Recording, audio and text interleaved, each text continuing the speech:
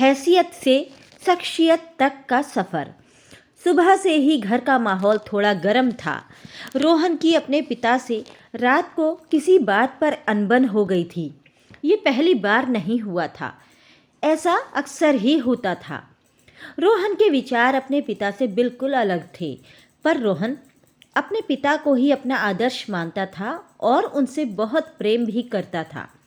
रोहन बहुत ही साफ दिल इंसान था। किसी भी तरह के दिखावे या बनावटीपन की उसकी जिंदगी में कोई जगह नहीं थी। रोहन के पिता लखनऊ के प्रतिष्ठित व्यक्ति थे। बड़े बड़े लोगों के साथ उनका उठना बैठना था। उन्होंने अपनी मेहनत से कपड़ों का बहुत बड़ा कारोबार खड़ा किया था। इस बात का उन्हें बहुत गुमान भी था, और होता भी क्यों नहीं। तिनके से ताज तक का सफ़र उन्होंने अकेले ही तय किया था। रोहन को इस बात का बिल्कुल घमंड नहीं था। अपने माता पिता की इकलौती संतान होने का फ़ायदा उसने कभी नहीं उठाया था। रोहन की माँ मीरा ने उसकी बहुत अच्छी परवरिश की थी। उसमें संस्कारों की कोई कमी नहीं थी। हर किसी का आदर सम्मान करना और ज़रूरतमंदों के लिए दिल में दया रखना उसका स्वभाव था। वो घर के नौकरों से भी बहुत तमीज़ और सलीके से बात करता था। उसकी स्वभाव के कारण वो अपने दोस्तों में भी बहुत प्रिय था। आधी रात को भी अगर कोई परेशानी होती थी तो एक फ़ोन आने पर रोहन तुरंत उसकी मदद के लिए पहुंच जाता था। किसी के काम आकर उसकी सहायता करके रोहन को बहुत सुकून मिलता था। 11 दिसंबर का दिन था। दोहरी खुशी का अवसर था। रोहन के पिता यशवंत जी का जन्मदिन था और साथ में उनकी नई फैक्ट्री का उद्घाटन भी था। इस अवसर पर घर में बहुत बड़ी पार्टी का आयोजन किया गया था। रोहन की माँ ने सुबह से ही उसको चेतावनी देते हुए कहा, शाम को मेहमानों के आने से पहले घर जल्दी आ जाना। रोहन देर से घर नहीं आता था, पर ऑफिस के बाद दोस्तों के साथ कभी इधर उधर चला भी गया तो घर आने में थोड़ी देर हो जाती थी। अपने पिता का इतना बड़ा कारोबार होने के बाद भी रोहन एक मैगज़ीन के लिए फ़ोटोग्राफ़ी का काम करता था। उसे इस काम में शुरू से ही दिलचस्पी थी और उसने तय किया था कि अपने काम से ही एक दिन खुद की एक पहचान बनाएगा। उसकी सैलरी बहुत ज़्यादा नहीं थी, पर रोहन को बहुत ज़्यादा की इच्छा कभी नहीं रही। वो बहुत थोड़े में ही संतुष्ट होने वाला इंसान था। शाम होने को आई थी। मेहमानों का आना शुरू हो गया था। रोहन भी ऑफिस से आकर अपने कमरे में तैयार होने चला गया था। यशवंत जी और उनकी पत्नी मीरा मेन गेट पर मेहमानों का स्वागत करने के लिए खड़े थे। रोहन भी तैयार होकर आ गया था। थोड़ी ही देर में उनका बगीचा मेहमानों से रोशन हो चुका था। रोहन की माँ के बहुत जोर देकर बोलने पर भी रोहन ने अपने किसी दोस्त को पार्टी में आने का आमंत्रण नहीं दिया था।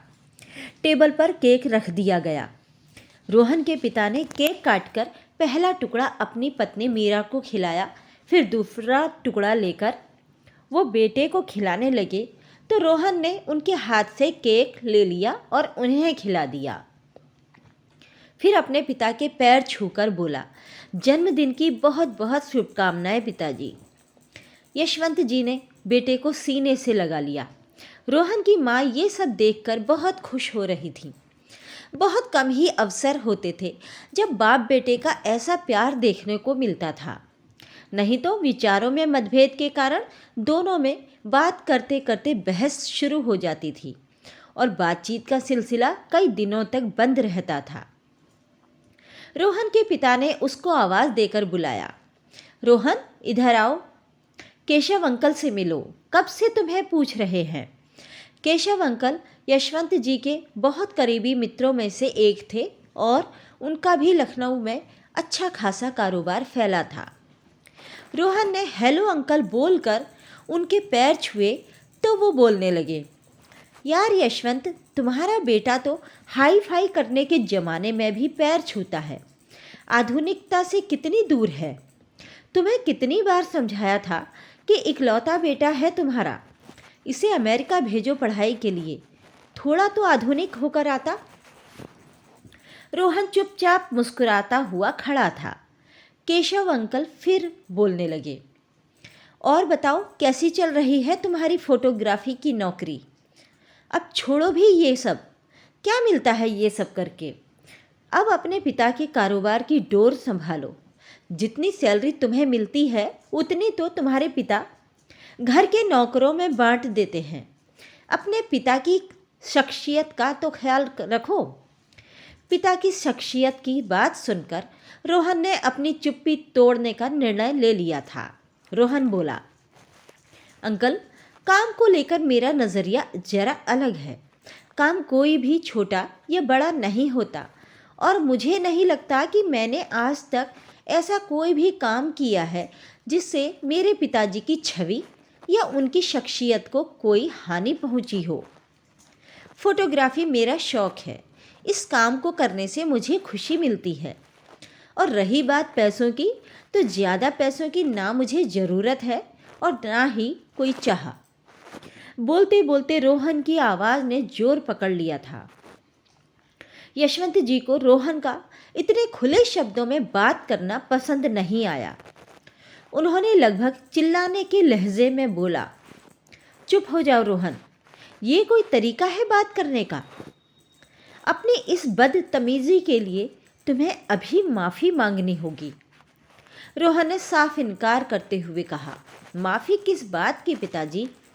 मैंने कोई गलती नहीं की है, सिर्फ अपनी बात रखी है।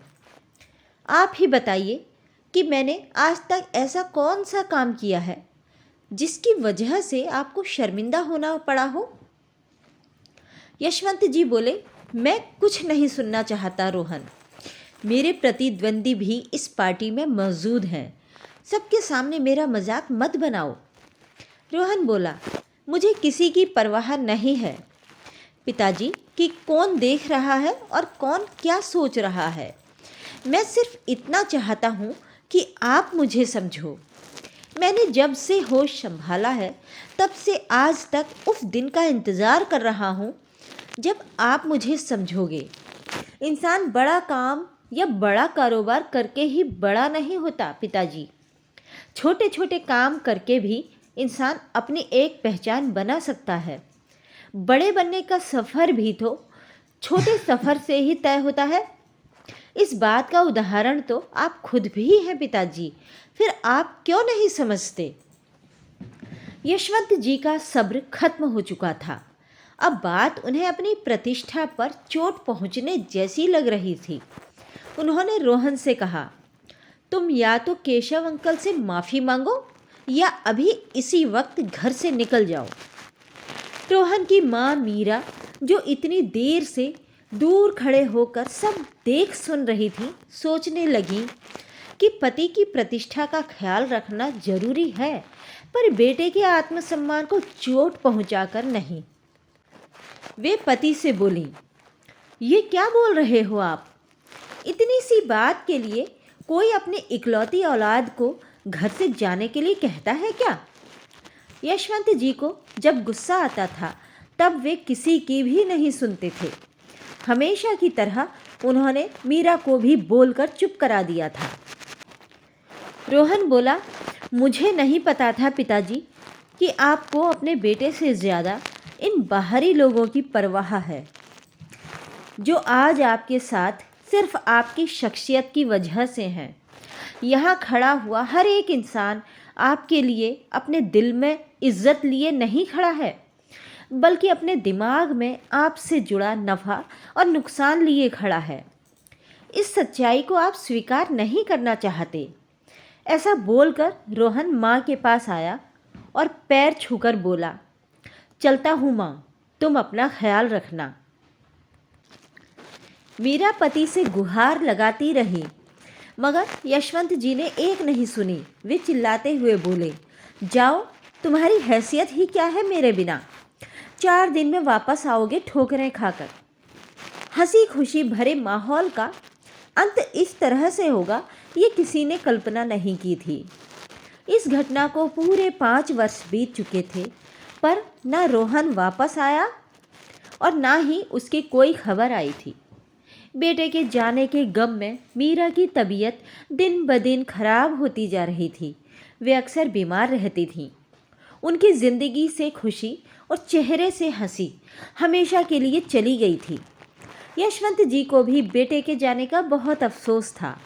उस दिन की घटना के लिए उन्होंने अपने आप को न जाने कितनी बार कोसा था।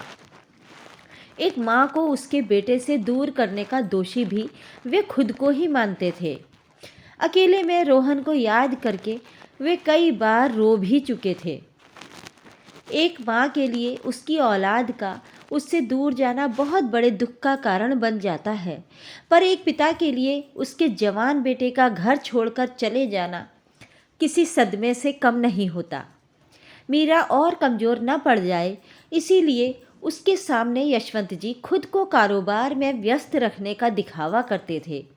वे अक्सर मीरा को ये बोलकर शांत कराते थे कि आज नहीं तो कल आ ही जाएगा तुम्हारा बेटा। मीरा अपने मन में सोचती कि मैं माँ हूँ उसकी, मुझे पता है वो स्वाभिमानी और दृढ़ निश्चयी है। एक बार जो ठान लेता है वो करके ही शांत होता है। अचानक एक दिन फ़ोन की घंटी बजी। सुबह के 10 बज रहे थे। मीरा दूसरे कमरे में थी।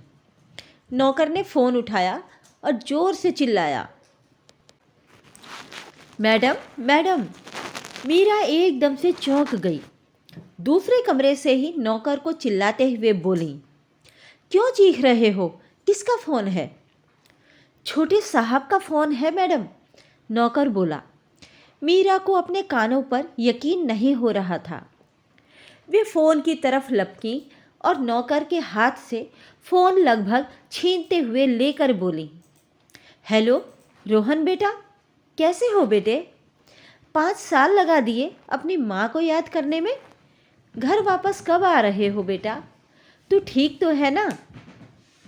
रोहन बोला, बस बस माँ, तुम रुकोगी तब तो कुछ बोल पाऊँगा ना मैं। पिताजी कैसे हैं माँ? आप दोनों की तबीयत तो ठीक है ना? आप दोनों की खबर लेता रहता था मैं, पर आज इतने सालों बाद आपकी आवाज़ सुनकर मन को बहुत तसल्ली हो गई माँ। पिताजी से बात कराओ ना, रोहन ने आग्रह किया तो मीरा बोली, वे ऑफिस में हैं बेटा। तो सब कुछ छोड़, पहले बता घर वापस कब आ रहा है? कहाँ है तू? मैं अभी ड्राइवर को भेजती हूँ तुझे लाने के लिए। रोहन हंसते हुए बोला, मैं लंदन में हूँ माँ। लंदन में? आश्चर्य से बोली मीरा, बेटा वहाँ क्यों चला गया? तू ठीक तो है ना?